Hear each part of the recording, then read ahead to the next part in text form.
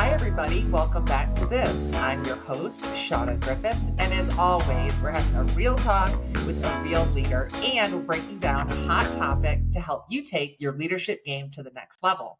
Today's episode, we are breaking down the return on connection, which we will explain as we go through this. The guest for today is my friend, John Harris, who is the president and CEO of Worldwide Partner Inc. WPI is what I will call it throughout this episode. John, thank you so much for joining today. Really appreciate it.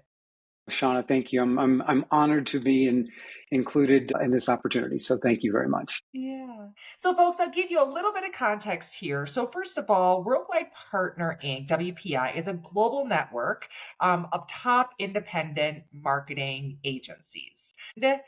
I am going to give you the background, as I always do, as to how I know my guest. And this time I'm doing it specifically with the context around what I said was the breaking down of the return on connections. So it is through the context of meaningful connections that I'm going to give you the background on how I know John, because it is a testament to the way, John, that you walk through the world, through your journey, leaving meaningful footprints through connections. So folks, I was introduced to John through my revenue growth consultant colleague, Bob Wiesner, and we hit it off. John, right away, I was so taken with your mindset, your view on leadership, your approach to, as you said, I was looking back through my notes preparing for this, leading with giving. And I was really taken with it. And then I watched it unfold through our relationship. So right away, pretty quickly, I will say, invited me to be part of your WPI faculty, which is, for the audience, it is a preferred network of resources for the agency members. You introduced me to Mary Knight, who's president of one of your agency, under the agency network, Hydrogen, another agency out of the Pacific Northwest, I believe. And you've made some other connections and you're here. So folks, this is, I believe, a really great example of the way that John is walking the walk. So from there, thank you, first of all. Thank you so much for opening your world and your network to me and sharing in this journey together. And so I'd love for you to share your background. It's quite impressive with the brands and the agencies.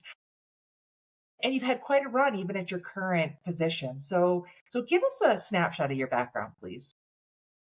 Well, let's see, how far back do we want to go? I'll spare your guests a lot of it, but I was fortunate to be given an opportunity to hone my marketing chops in a very interesting environment. I started off at a radio station in Houston, a rock and roll station, and I was the station mascot. So if you remember the old tombstone-shaped radios from 100 years ago, the wooden ones, this was in the 80s, so this was updated. It was red and had a lightning bolt on the front of it. And I wore this costume over me, had no peripheral vision, white tights, big red shoes. And my job was to go to station events and dance with the listeners, and which was interesting to say the least. But I think what I took away most from it, in addition to the $50 appearance, which was really good beer money in college, was the ability for a brand, in this case a radio station, to literally move people. We'd do a broadcast at a Dunkin' Donuts in the morning, and 100 people would show up, and then we'd do something at a car dealership in the afternoon, and 100 people would show up, and then we'd do something at a nightclub. And so I was fascinated by the affinity that these listeners had for the radio station and the brand's ability to literally move them around.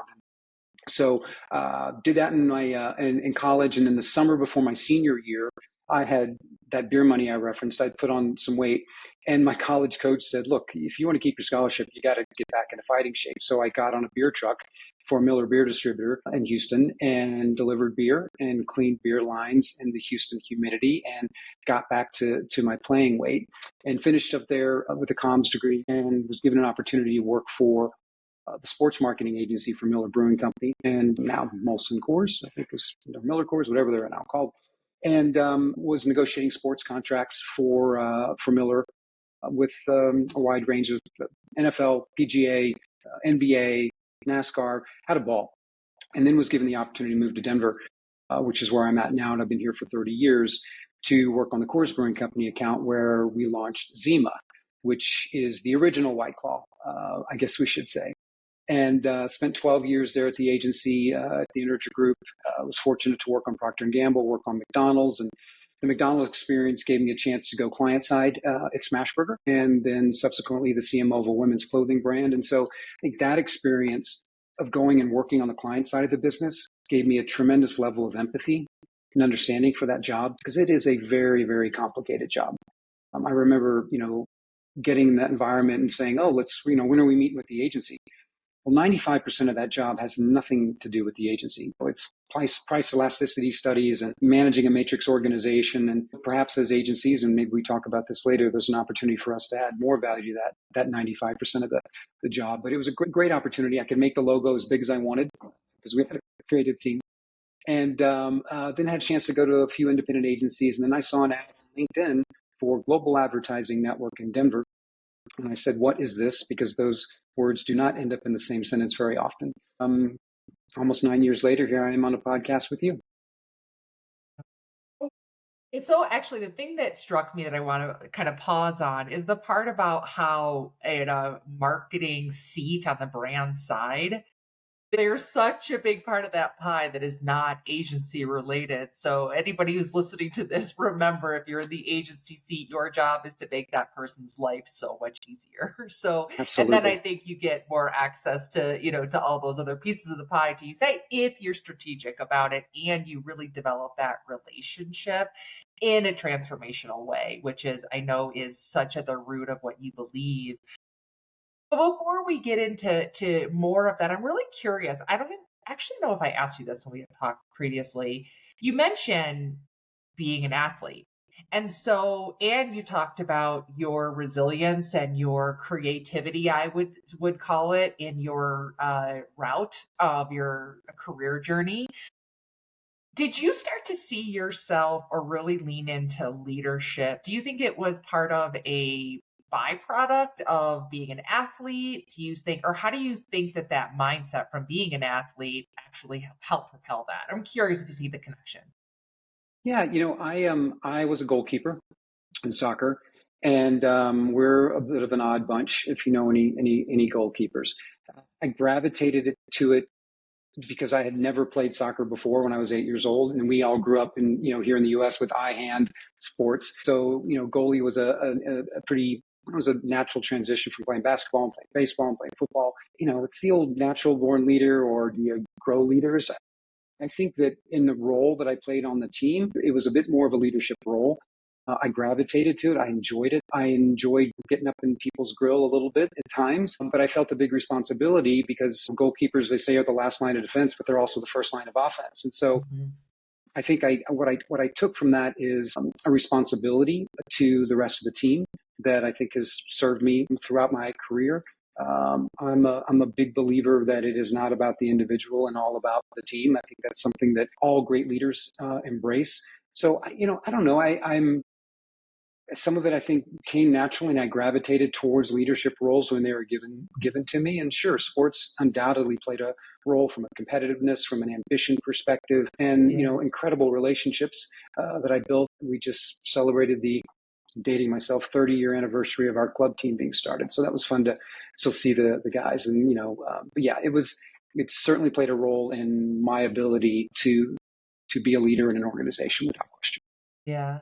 And it's interesting the way you talked about that goalie role because I was looking into something the other day about leadership and being like, what does that actually mean? It does actually mean, to your point, that you're going to actually put yourself sort of in that line of fire first when, when something's not going well, or you might say as someone who's in a leadership seat, instead of laying off all these people, I'm going to take a hit on my salary first. Those are those choices that you make as a leader. So that it literally means you're out front first. That doesn't I'm not talking about it in the sense of the spotlight all the time. It is in the things that you are willing to do to maintain and to continue to earn that seat, so, and the respect of the people that you're leading. Right. Well, I mean, tell me about your experience on that front, because you were an athlete, and what did you take from that, in your leadership journey? Yeah. I think really the things that stand out for me is it always comes back to me like that sense of resilience and that sense of that commitment to continue to improve every day. Between my seasons in basketball and college, I would literally go back to my high school gym and ask my high school coach to meet me there, open the gym, rebound for me, run me through some drills. I was always working to take my skills to the next level, polish up the ones that I currently have, but also learn new things. And I think that that's where, as a leader, is we need to continue those things. We need to continue to practice and keep our skills sharp, but then also put new tricks in the toolbox, Absolutely. and that's why I often talk about as we progress, it doesn't matter if you're an athlete, you're a leader in a business. One thing that will always help you is coaching. And it's because I think because it's actually true. Really high level professional athletes, actors, singers, they all have coaches that help them continue to, stay at the top of their game. And I just think it's time for leaders to think that way too. Yeah, and you hit on something there that I think is important is just the value of preparation. And you get to a point where I think things become really instinctual for you as a leader, and certainly if you're in a position for an extended period of time, things become very, muscle memory builds in. I know how to do this, but I think that the preparation requirements, whether it's in our business, a pitch or any client meeting, I think is really critical. And I think as an athlete, if you haven't prepared for a game or for a specific opponent, you're gonna be flat-footed and not ready. And so I think that's another component to just great leadership is also about great preparation for even a meeting with an employee to do Hmm. an employee review. Yeah, yeah, absolutely. The other thing I think is really important about it, and it leans right into the whole thing of connections and networking, is that when you build a team is comprised of that they're like this close knit team over time, and it doesn't always happen right away. Chemistry isn't always a direct result of talent. It's working together, it's making it through losses, making it through wins, learning on both ends of that. What went well, what didn't, what do you want to repeat? Being able to look at yourself and your teammates and be honest about what am I bringing to the table? Is my teammate bringing all of themselves to the table? And continuing to, I guess, put kind of like drop equity in that bank over time. And you were mentioning earlier about, your 30-year reunion, that kind of thing. So recently I've reconnected in the last, I guess, year or so, I've reconnected with more of my college teammates. And it's amazing. There's been a lot of time that's passed, but we put that equity in the friendship and network bank over the years. And so it's been really great to reconnect with them. And so I say those things because for the audience, there is that tangential lean to business where if we're just looking at you're my teammate today, I'm going to pass you the ball so you can hit this, that one jumper. Okay, but over time, you might win a championship if you actually pour into that. And it's the same thing in business where if we're just hitting up people when we not want something in a really transactional way, it's a bit hollow. But the more we can actually, to your point earlier, and I would love to transition this into your leadership philosophy of leading with giving, it becomes more of a joy, more of this like partnership of two people, two entities, and there's a lot of power in that. So that's another thing I think I've really taken from athletics. Even some of my best friends today I played basketball with when I was 10 years old. So Well, I mean, there's a lot of parallels. If you look at, especially in professional sports, with you know, with free agents, right, and bringing in and building this dream team, and any all-star team where you see people that come in and they're the best in their position, and they all come together, and then it falls short, right, because they don't have the cultural component to it that teams are required to have to really, really be successful, and that's you'll see it in any sport. You bring in a free agent, and it may take 2 to 3 years before that team really starts hitting the ground running with the value of that person. So, it's what's the old line, culture trumps strategy, or culture trumps talent, or fill in the blank one. I Yeah. think it's really, really important that's nurtured and by the leader and by all leaders in the organization. Agreed. Agreed. So talk to us about your leadership philosophy and perhaps what further has fueled it over time, because we talked about kind of the origin and things that you've learned and taken, but help us to better understand it and what fuels it. Yeah. I've been fortunate to have really, really great mentors and role models over my career, and people that I still call on to this day. That maybe the gentleman who hired me here in Denver 30 years ago. I haven't talked to him probably in about 6 months, but I could call him tomorrow and just ask him anything. And I think that's been a model that I've tried to replicate. I think you mentioned this earlier, this kind of lead from the front. And there's always the compare from contrast. Do you lead from the front, or do you lead from the back? And I think that I don't think it has to be an either or. In some, I think it really depends on the situation, where the organization is at a given time, where that individual is personally, but different situations are going to call for different approaches. And I think the real key, and great leaders know when you're supposed to play each role, right? When do you need to be in the front, and when do you need to be in the back? And I think if I look at my kind of leadership journey, when I was younger, I was much more of a lead from the front guy, right? I think some of that was, I was an account service person, and you're running a piece of business and you want to feel like I have the answers, and so you get on that front foot, and then as you mature, as you maybe manage more people or take on different roles, then you start to be a little bit more of a lead from the back, right? Where you are, yes, you've set the example, but you want to enable everyone on your team to lead and be right. And I think that's regardless of team size. You're going to switch back and forth. But I think that one of the challenges that I had to learn and work through was I'll say moved up. I don't necessarily like those terms, but as I progressed in the organization, you have to go from you not having to have the answers all the time, but your people having the answers, and them being right, not you being right. And I think that's a transition that you have to make. And again, it's really situational and it's really individual. But I was talking to Kristen Cavallo, who's the former CEO of the Martin Agency in Virginia. Kristen was addressing our group, and she said, best piece of advice I've ever heard.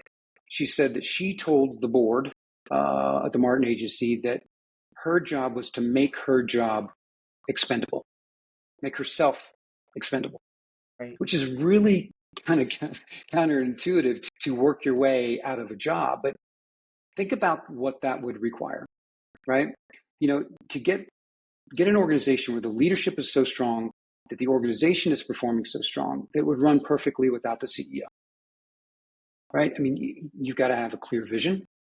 You have an organization that's aligned towards that vision, and you have to have accountability measures towards that vision. Each of those individually is difficult to do, but to get all three working, and given that Kristen's now retired and the agency's thriving, I guess job well done Yeah. on her front.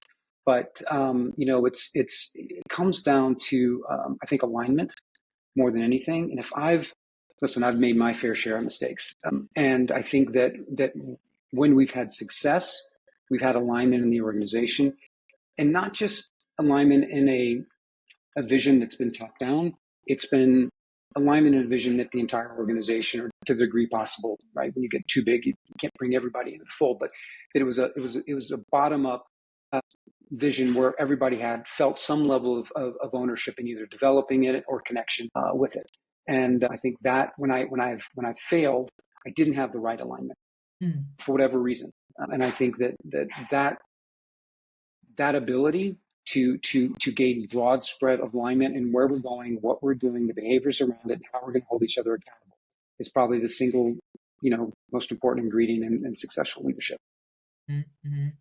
Really true. And when you were talking about the element of what, she shared with the board, I think you said, I think that what's so key there is that everybody was on the same page with that's how she was going to lead. So that means that other people who were leaders air quotes under her.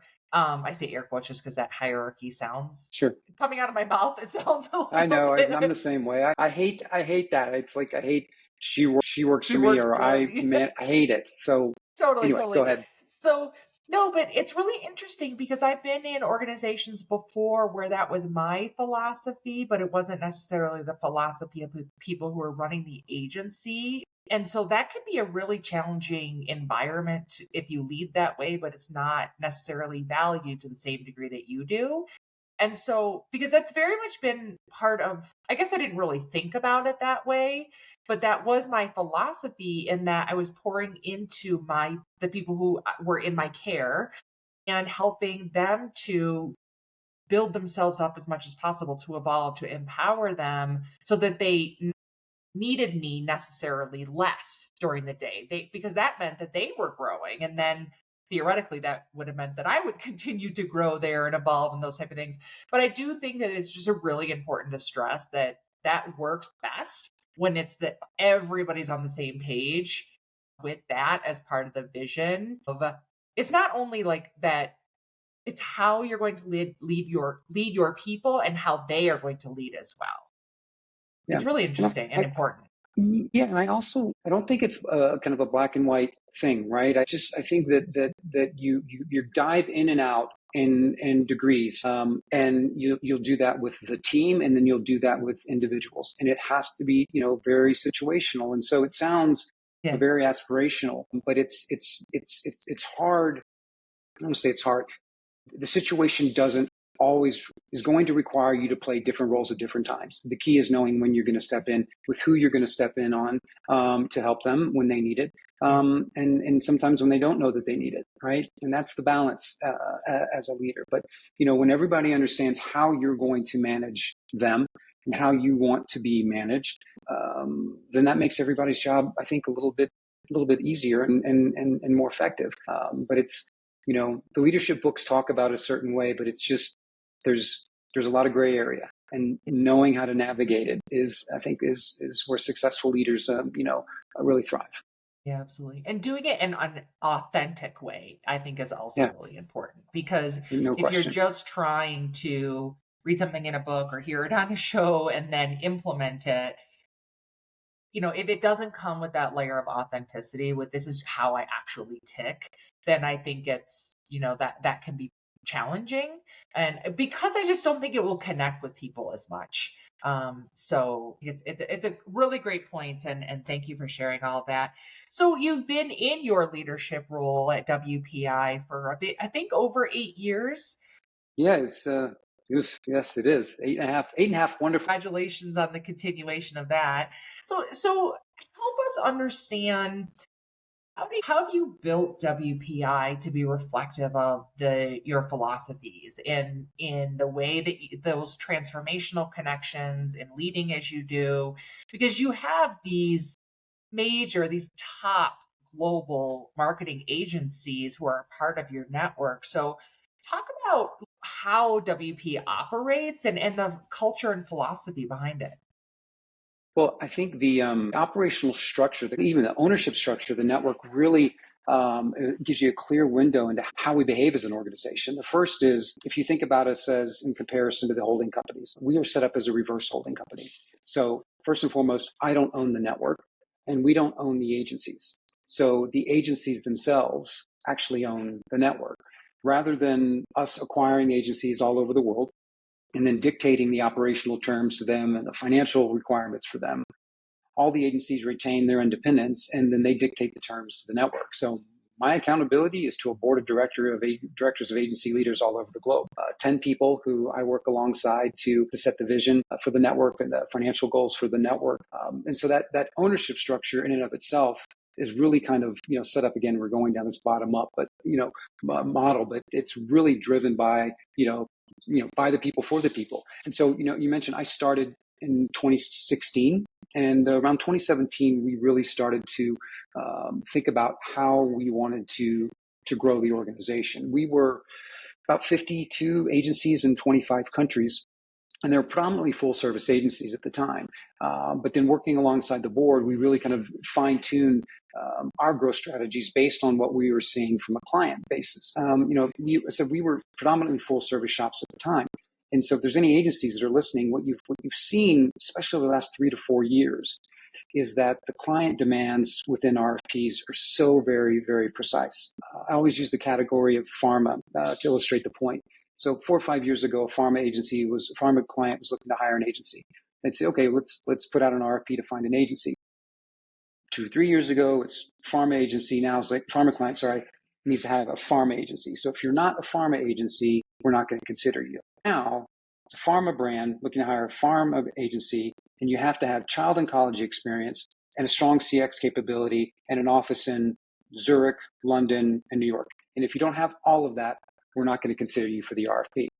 And so that led us on a very clear growth strategy, which said, look, we have to fill in the market gaps that we are in, but we also have to look at where we have a lack of specific vertical knowledge and if there are capabilities that we're not offering.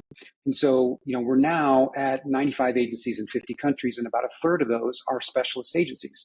And they're either specialists by capability, so experiential agencies, PR agencies, they're specialists by vertical. So within B2B, we have those agencies that are strong in B2B tech.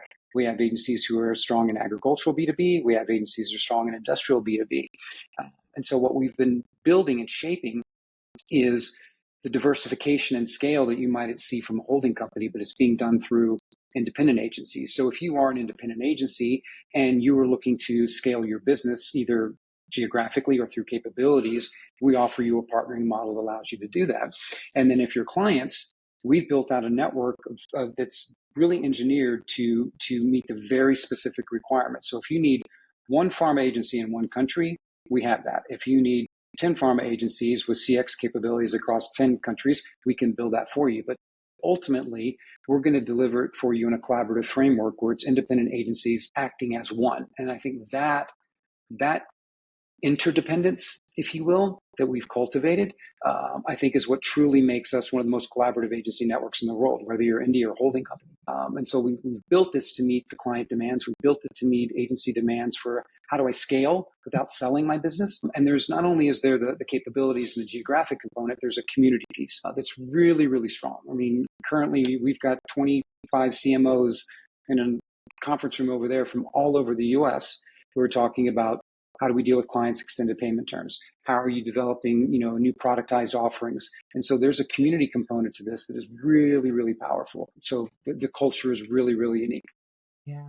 I'm glad you brought up that community aspect, because I think that so many times in an agency, it's so easy to get so caught up in the client business that you're not necessarily tending to the business of your own business, or you almost have like less time. I want to say your time's almost shrunk a bit.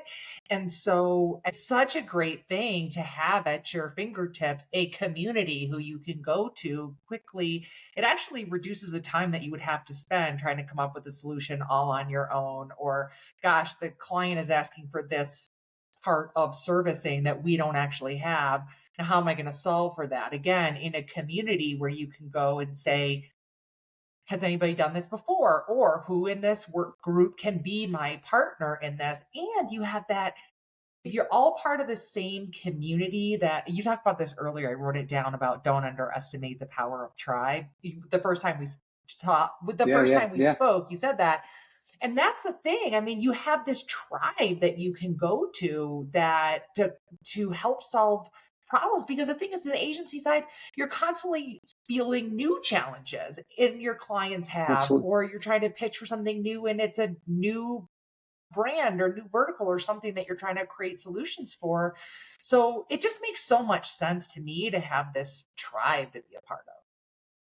Yeah, and when I going back to kind of the leadership piece of this, when I joined, when I was given the opportunity to serve this group, so this network was founded in 1938, so it's been around for 86 years. So they must be doing something right. And what the organization has always done extremely well is protect the culture.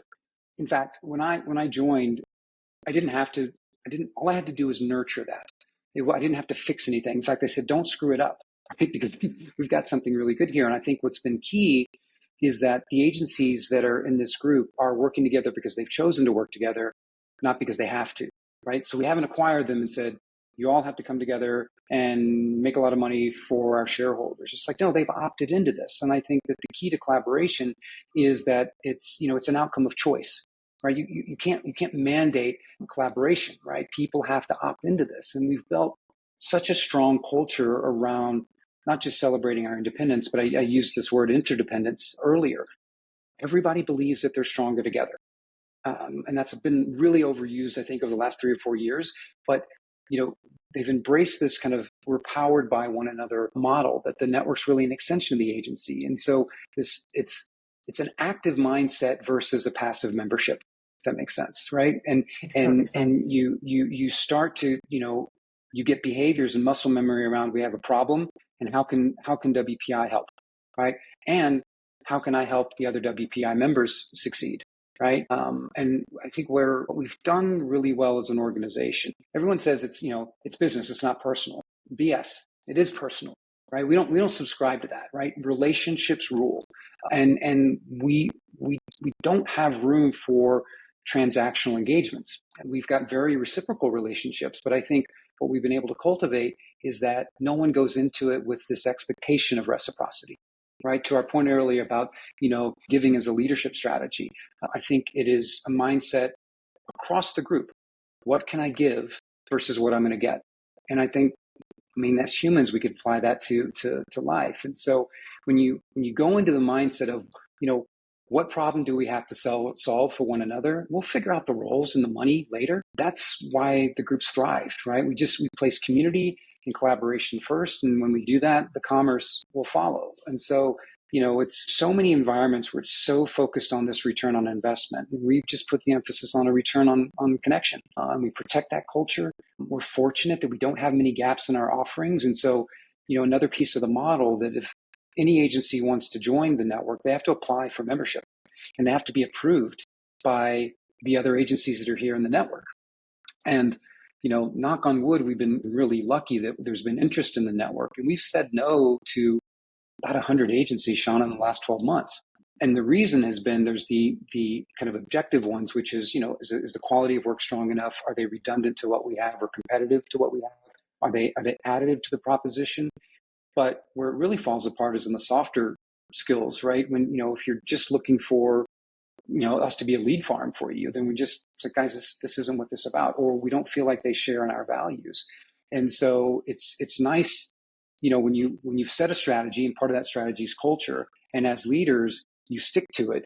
The hardest part of strategy and the most effective part of strategy is knowing when to say no. And we've let this guide us for 86 years. And I think it's served us well. And so we're, I think some of it has to do with our model, that we don't have growth just for growth's sake, but, we're growing if our clients need us to grow, and our agencies need us to grow, but we're protecting the culture at all costs. Yeah. And we were saying earlier about authenticity, this has been authentic to what the company is, to part of your mission, your vision, how it's been expressed over years. And I will say it is not easy with all the change that's been in the marketplace over that entire span, but especially within these last 5 or so years where I've seen agencies just take so many hits. I think we saw so many agencies kind of imploding, exploding, whichever you want to call it, especially during the pandemic, and then so many layoffs, and then there's so much of fractioning, I want to call it. So part of what I'm seeing is just a huge increase in competition within the agency space, which again calls for even more need, I think, for that collaboration, right? So we can be competitive with ourselves to be our best. We can be competitive when it comes time to pitch for a piece of business to win. But again, like collaboration through that, I think is really what will help agencies, part of what will help agencies continue to thrive. Yeah, I agree. I think as an industry, we have, I don't know if I call it an identity crisis, but I think we have an opportunity to get ourselves more upstream and elevate the practice of marketing into a practitioner recognition as practitioners in the same way that you'd hire an accountant, the same way you'd hire an attorney. I think we've allowed ourselves to be pushed a little downstream in our relationships with clients for a variety of reasons. But I think that right now, banding together and elevating the value that we can provide to clients is good for everybody. And look, we're independent agencies, and the holding company agencies are probably the largest representative, kind of metaphorically speaking, face of the industry, and we need them to succeed as well, because it's I always mess up this line of tide rise, all boats rise with the tide. You know what I'm saying, right? I know what you mean.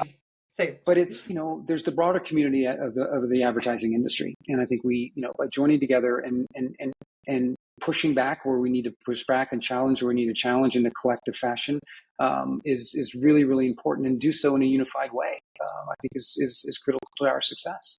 Yeah, as you said earlier, like agency people listening to us, and what would be some things that you would encourage agency leaders to consider doing, maybe continue doing, or stop doing to help to that end around help rise the boats on the tide type thing? Yeah. Well, we just did. Like I said, we got several of our agencies here with us today, and we were just together as a global team a month and a half ago in Madrid. And if you look globally, about 20% of the agencies are having really, really good years.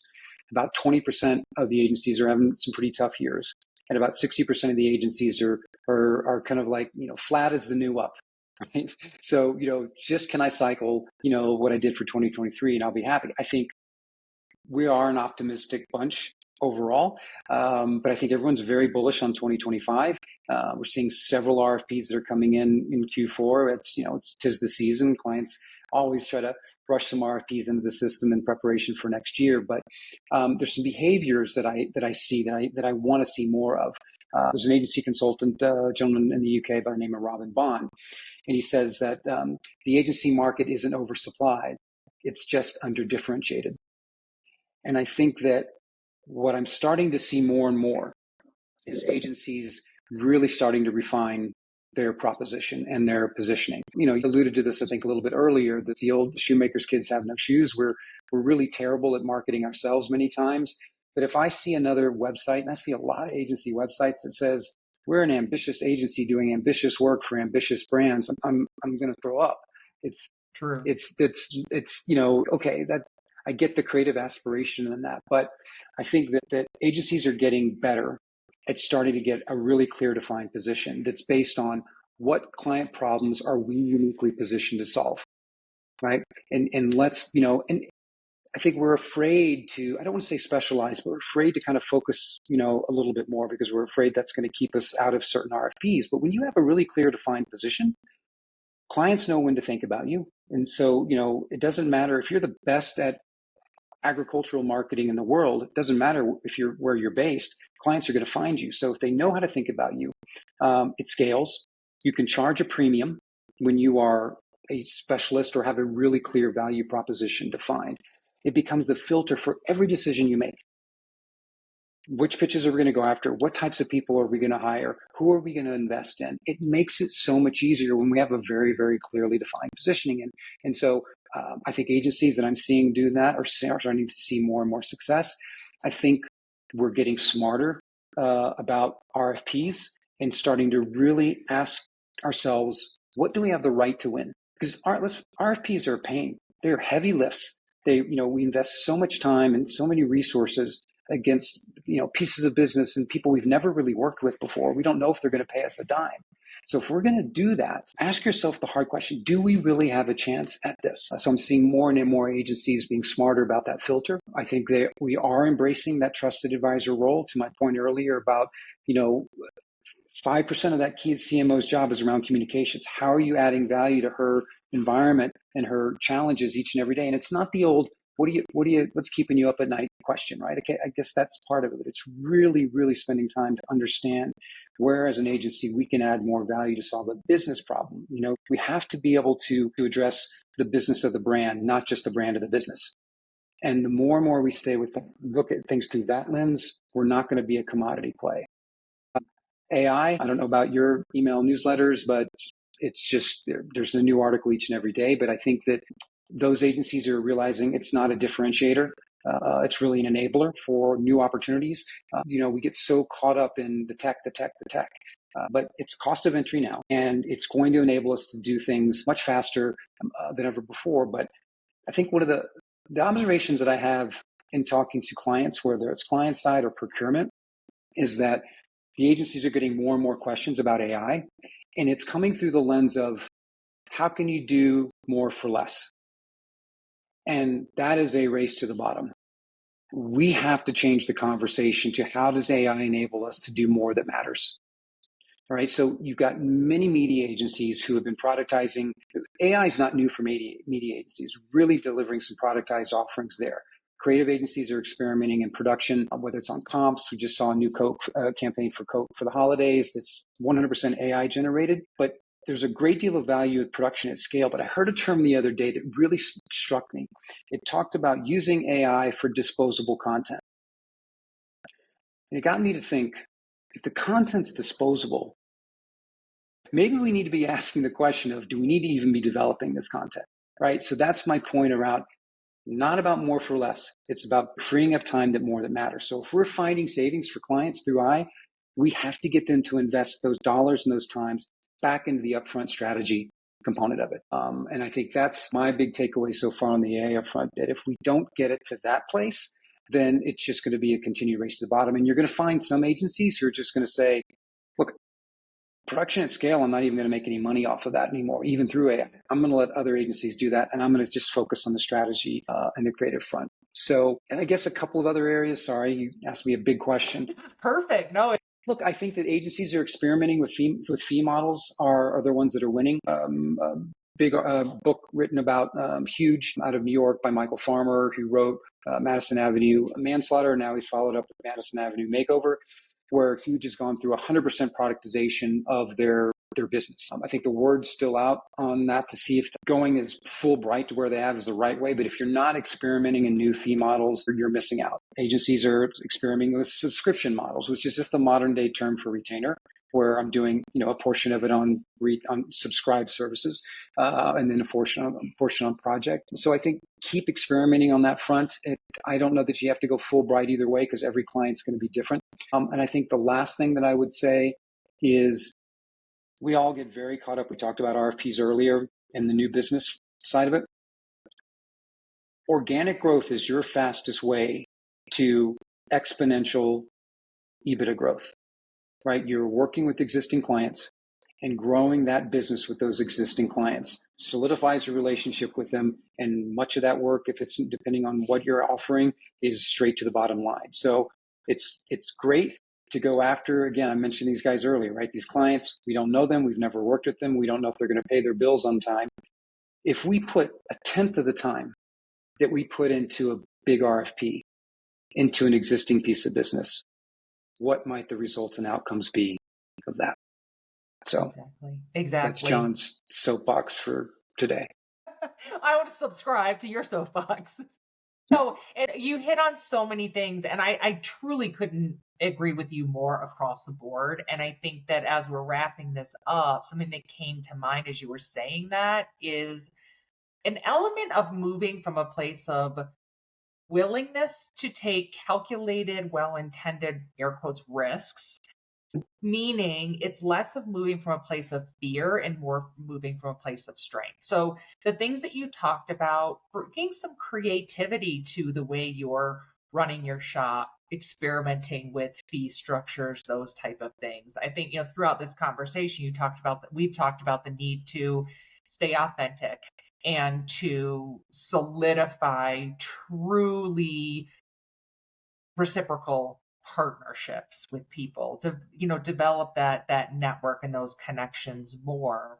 And I think even that takes an element of strength versus fear, because you're not fearing that someone's going to be your competitor. You're looking at it and saying, how can we be stronger together? And so I think, just a takeaway to add to all the things that you shared there, even AI, lean into it in a really strategic way. So again, don't move from a place of fear related to AI, but it's around how do you be creative, move from a place of strength and use it to advantage. Yeah, that position of strength thing, Sean, is so important. It's not hard to identify what that looks like. You can look at your P&L and you can see the difference between clients and what are the ones that have an extra zero on it than the others. What can we learn from those clients? Is it a specific vertical? Is it the way that the relationship is structured? And those are the ones you want to replicate, right? Go and scale those positions of strength. And there's probably several independent agency owners that are on this. And you've got some license here that publicly traded companies don't always have. Investing in areas, whether that's in your people or that's in technology, but you also have the luxury of time. I think we get so focused on the short-term ROI, and we've used this return on connection term a lot. I think that if we can find a way to focus less on the goal and focus on the behaviors of getting to the goal. I mean, progress is so underrated in a short-term ROI model. And we get so focused on where are we going and let's look at the KPIs. And it's like, yes, that's important. But if you spend all the time focusing on the KPIs and you don't focus on the things that you need to do to meet those, you're going to make bad decisions. You're going to rush things. And so celebrate progress, focus on the behaviors, not the desired outcomes, and celebrate the relationships that you have and lean into them. So, yeah. Been absolutely wonderful having you on the show. Everything you said, like I shared, I believe in so wholeheartedly. And this is another example of why the first time we met, I was like, you need to come on my show. So thank you for sharing all that you Thank have you. with the audience, And and thank you for yeah, being in my corner, not just my circle, not just my world, our but tribe. thank you. Yes, thank you for being a part of my tribe. I appreciate you. Thank you everyone for joining. Yeah, thanks.